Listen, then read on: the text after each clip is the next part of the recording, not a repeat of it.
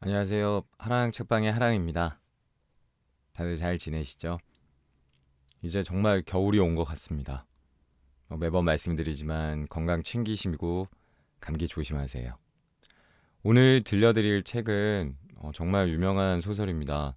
한국 근대 소설에서 유명한 현진건 작가님의 운수 좋은 날입니다.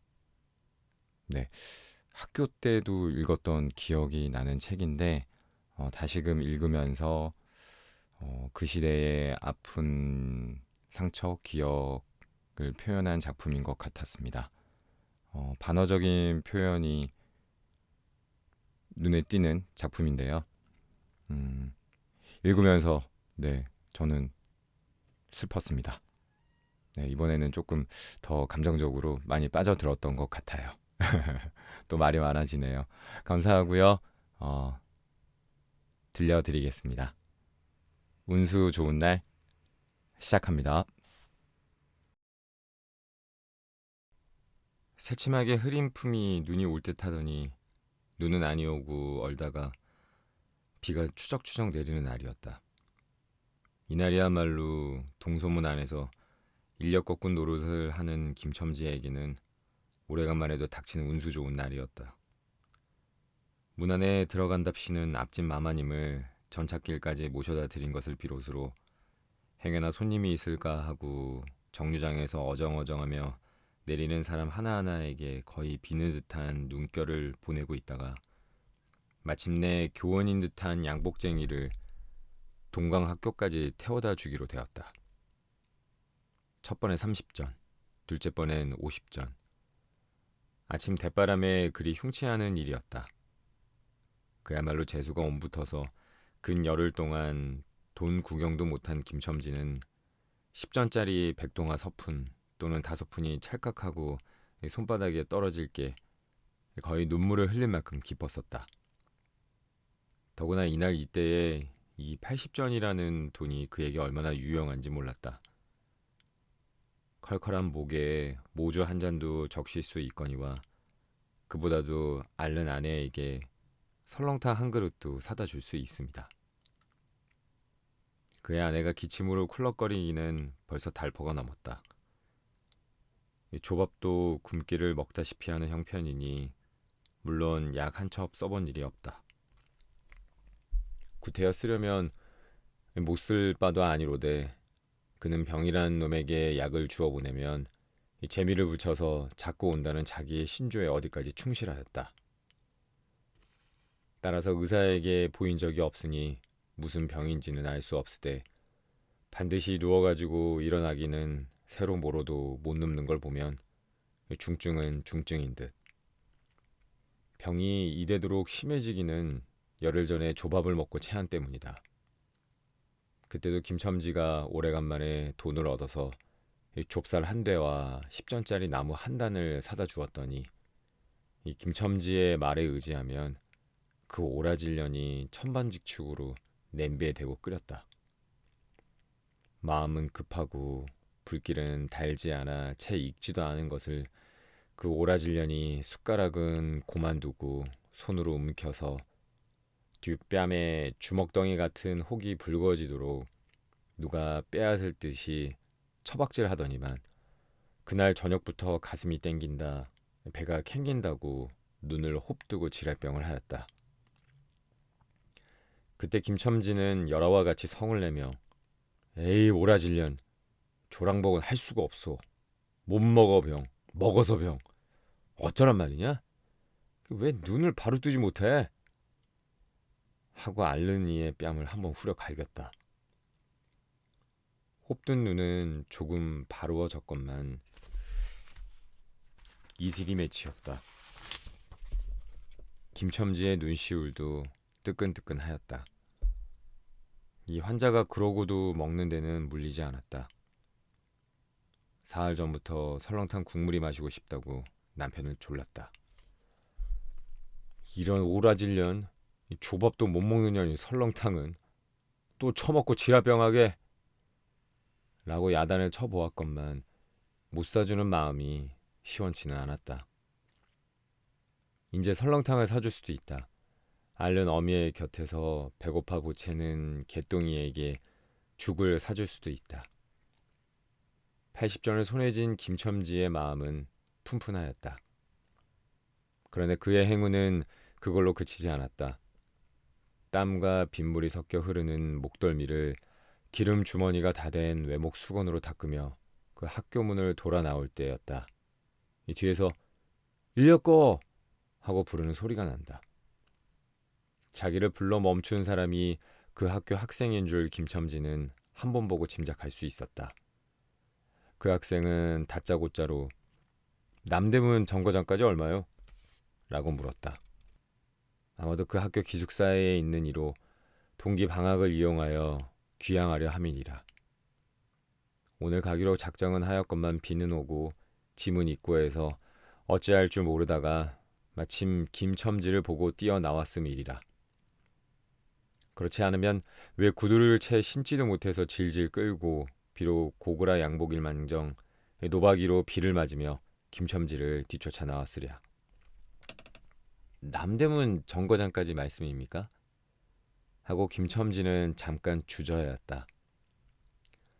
그는 이 우중에 우장도 없이 그 먼 곳을 철벅거리고 가기가 싫었습니까? 처음 것 둘째 것으로 고만 만족하였습니까? 아니다, 결코 아니다. 이상하게도 꼬리를 맞물고 덤비는 이 행운 앞에 조금 겁이 났습니다. 그리고 집을 나올 때 아내의 부탁이 마음이 캥기었다. 앞집 마마님한테서 부르러 왔을 때 병인은 뼈만 남은 얼굴에 유일의 샘물 같은 유달리 크고 움푹한 눈에 애걸하는 빛을 띄우며 오늘은 나가지 말아요. 그 제발 덕분에 집에 붙어 있어요. 내가 이렇게 아픈데 라고 모기 소리같이 중얼거리고 숨을 걸그렁걸그렁 하였다. 그때 김첨지는 대수롭지 않은 듯이 아따 젠장 맞을년 별 빌어먹을 소리를 다 하네. 맞불 들고 앉았으면 누가 먹여 살릴 줄 알아?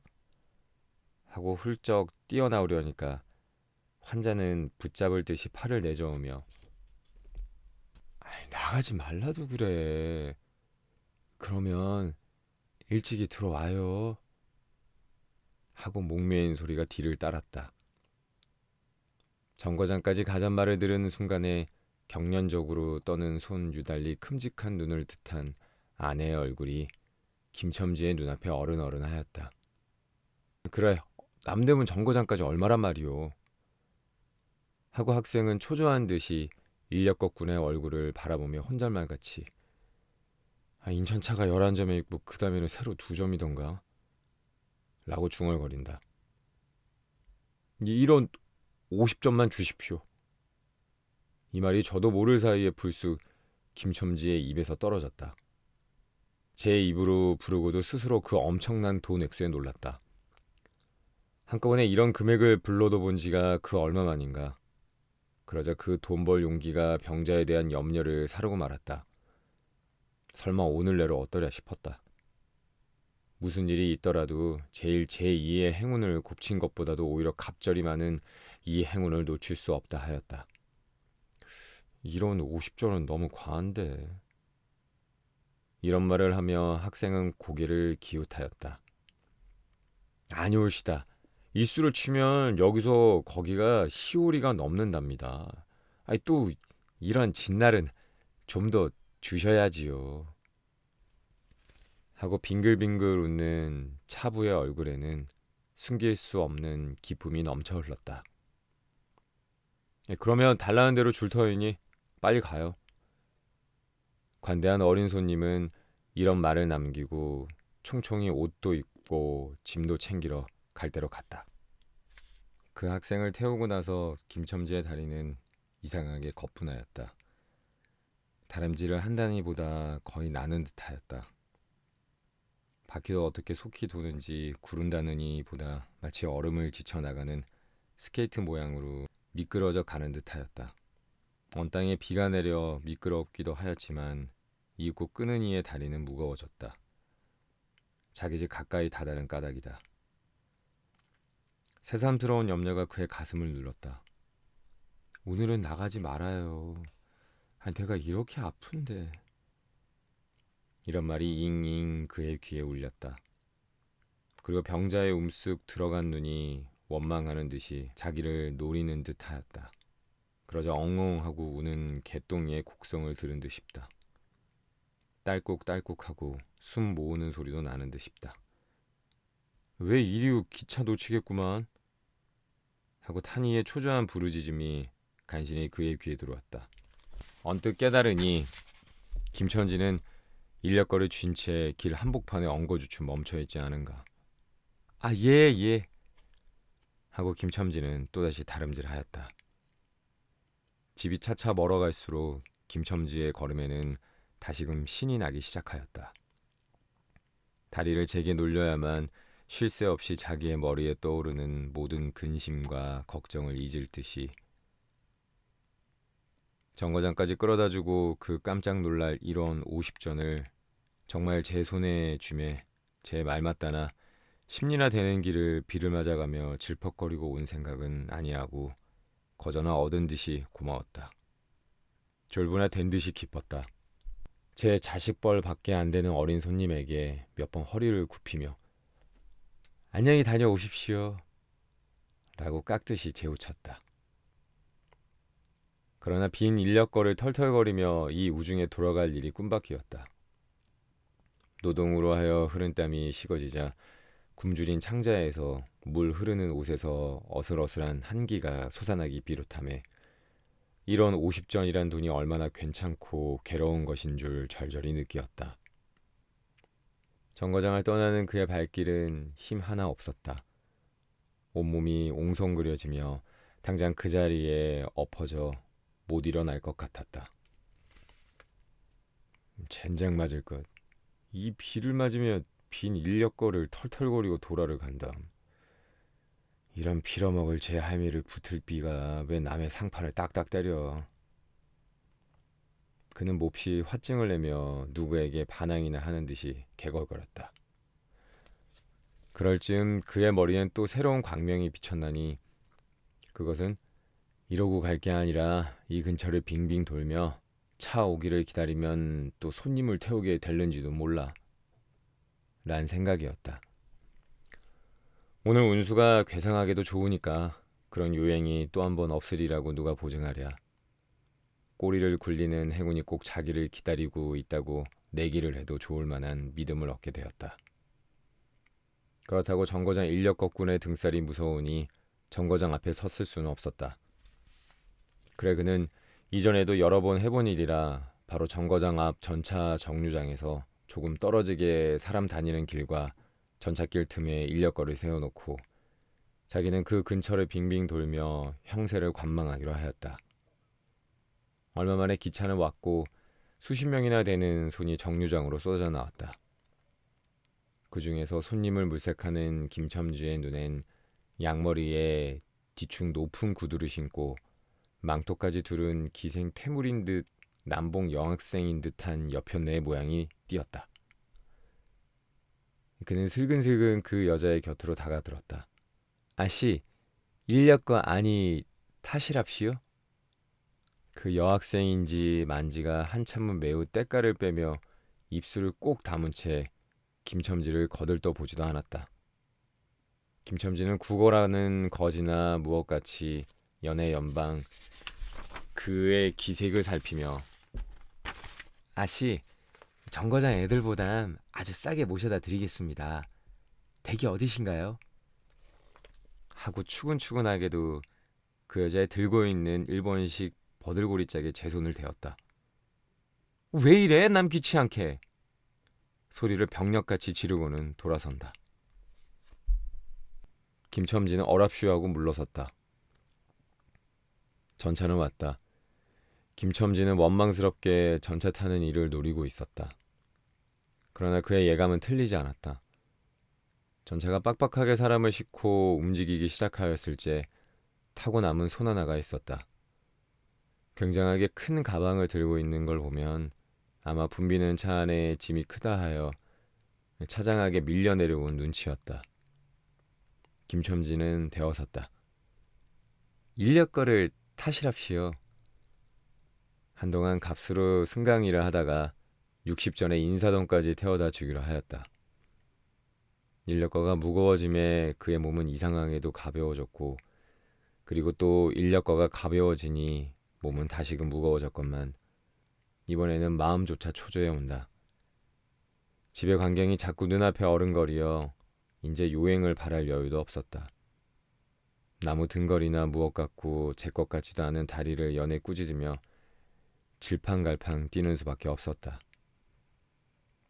저놈의 인력거꾼이 저렇게 술이 취해가지고 이 진땅에 어찌 가노? 라고 길 가는 사람이 걱정을 하리만큼 그의 걸음은 황급하였다. 그리고 비오는 하늘은 어두침침하게 벌써 황혼에 가까운 듯하다. 창경원 앞까지 다다라서야 그는 턱에 닿은 숨을 돌리고 걸음도 누추 잡았다.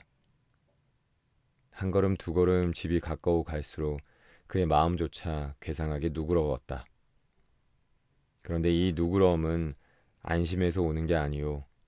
자기를 덮친 무서운 불행을 빈틈없이 알게 될 때가 박도한 것을 두리는 마음에서 오는 것이다.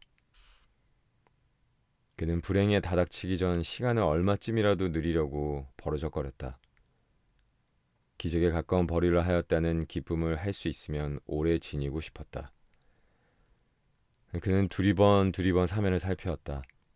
그 모양은 마치 자기 집, 곧 불행을 향하고 달아가는 제 다리를 제 힘으로는 도저히 어찌할 수 없으니 누구든지 나를 좀 잡아다고 구해다고 하는 듯하였다. 그럴 쯤에 마침 길가 선술집에서 그의 친구 치삼이가 나온다.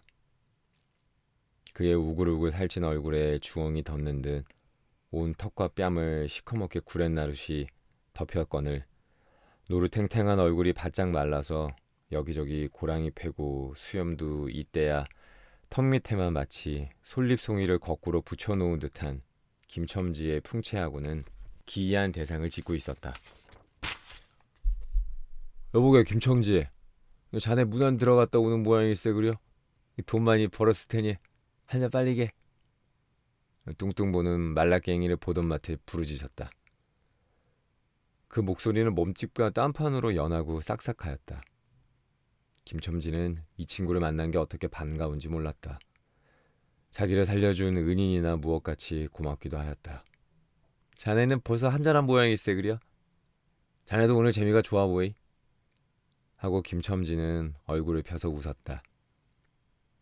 아따, 재미 안 좋다고 술 못 먹을 낸가. 그런데 여보게, 자네 웬 몸이 어째 그 물독에 빠진 새양지 같은가? 어서 이리 들어와 말리게.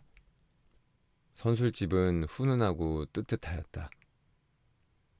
추어탕을 끓이는 소뚜껑을 열 적마다 뭉게뭉게 떠오르는 흰김 석쇠에서 뻐지직 뻐지직 구워지는 너비안이 구이며 제육이며 간이며 콩팥이며 북어며 빈대떡. 너저분하게 늘어놓인 안주 탁자에 김첨지는 갑자기 속이 쓰려서 견딜 수 없었다.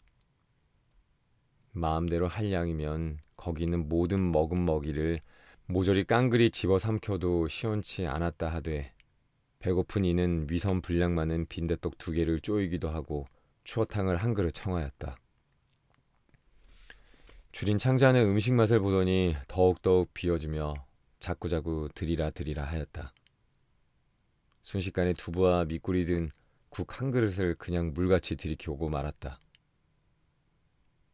셋째 그릇을 받아 들었을 때 데우던 막걸리 곱빼기 2잔이 더웠다.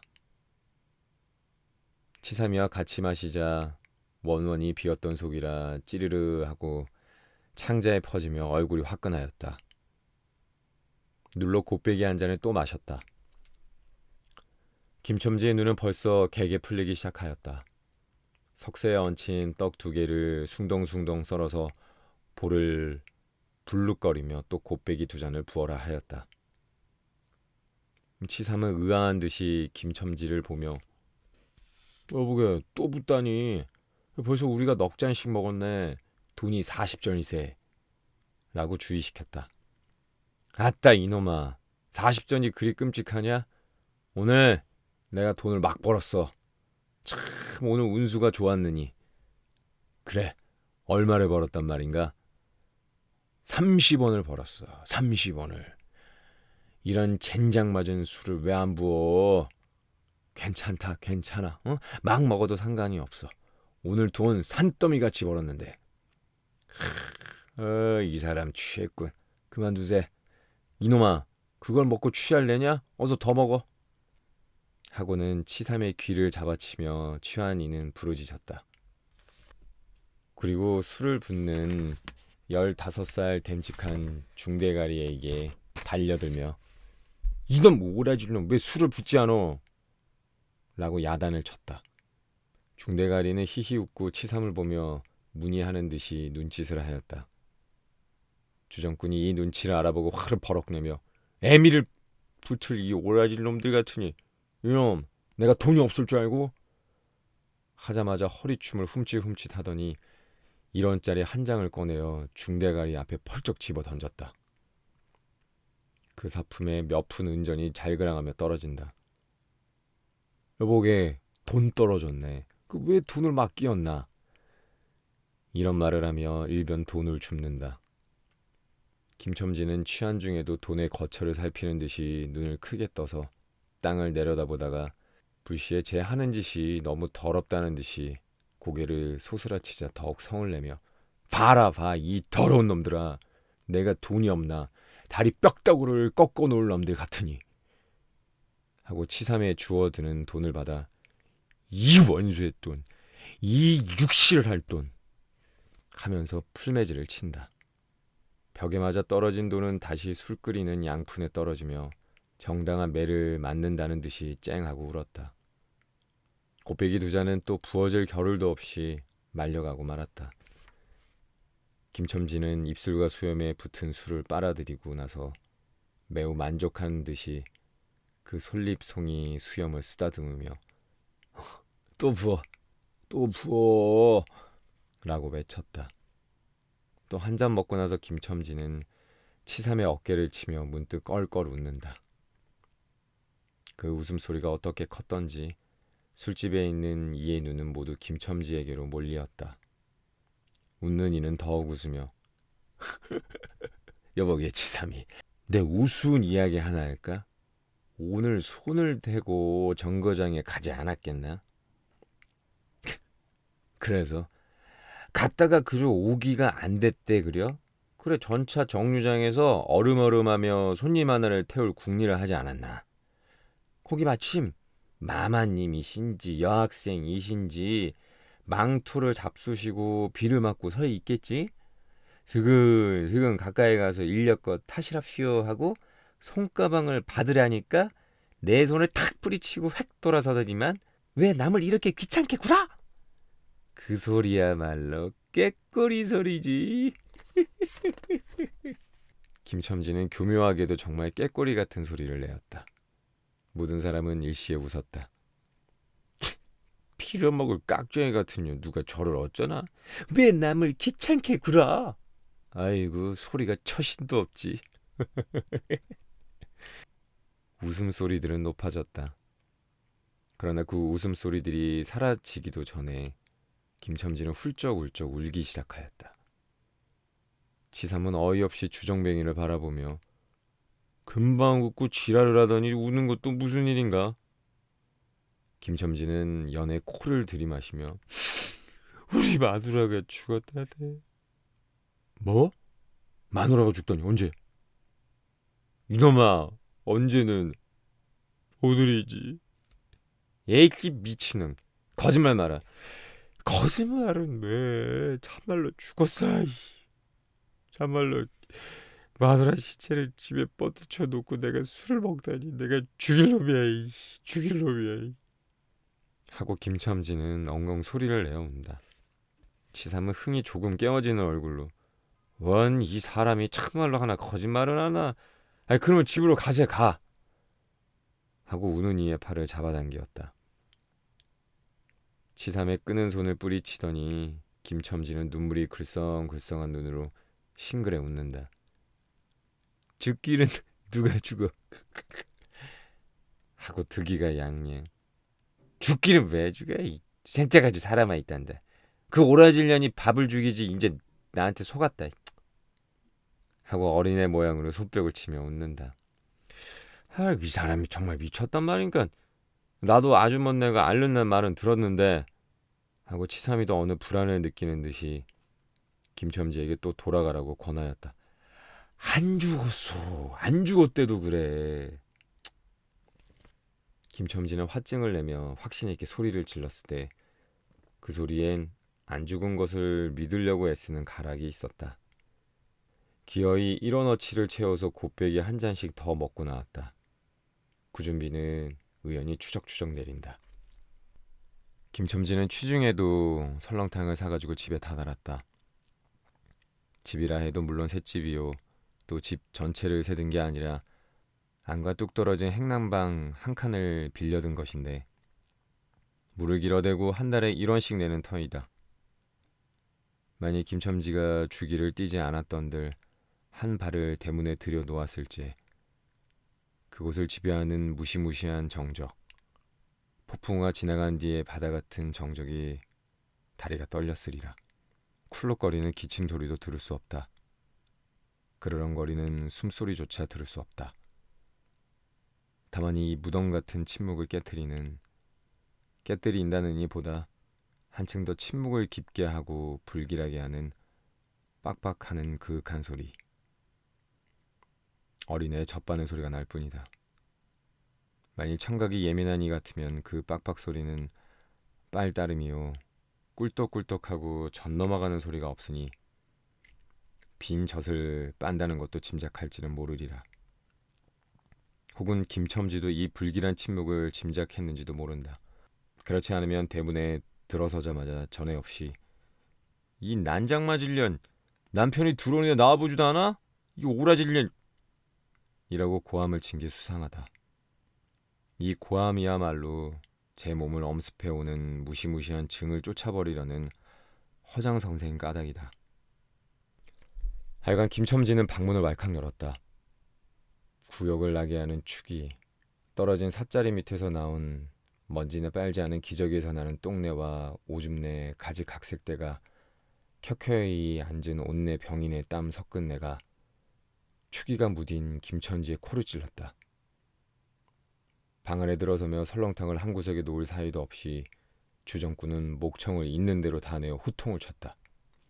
이런 오라질년 주야장청 누워만 있으면 제일이야? 남편이 와도 일어나질 못해? 라는 소리와 함께 발길로 누운 이의 다리를 몹시 찼다. 그러나 발길이 채이는 건 사람의 살이 아니고 나무 등걸과 같은 느낌이 있었다. 이때의 빽빽 소리가 응아 소리로 변하였다. 개똥이가 물었던 젖을 빼어놓고 운다. 운데도 온 얼굴에 찡그려 붙여서 운다는 표정을 할 뿐이다. 응아 소리도 입에서 나는 게 아니고 마치 뱃속에서 나는 듯하였다. 울다가 목도 잠겼고 또 울 기운조차 시즌한 것 같다. 발로 차도 그 보람이 없는 걸 보자 남편은 아내의 머리맡으로 달려들어 그야말로 까치집 같은 환자의 머리를 꺼들어 흔들며 이년아 말을 해 말을 입이 붙었어? 이 오라질년 응? 이것 봐 왜 아무 말이 없네. 이년아 죽었단 말이냐 왜 말이 없어. 또 대답이 없네. 정말 죽었나 봐. 이러다가 누운 이의 흰 창을 덮은 위로 짙은 눈을 알아보자마자 이 눈깔 왜 나를 보지 못하고 천장만 보느냐 응? 하는 말끝엔 목이 메었다.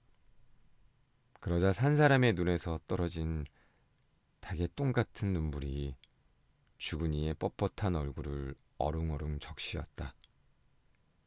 문득 김첨지는 미친 듯이 제 얼굴에 죽은 이의 얼굴을 한 대 비비대며 중얼거렸다. 설렁탕을 사다 놓았는데 왜 먹지를 못하니? 왜 먹지를 못하니?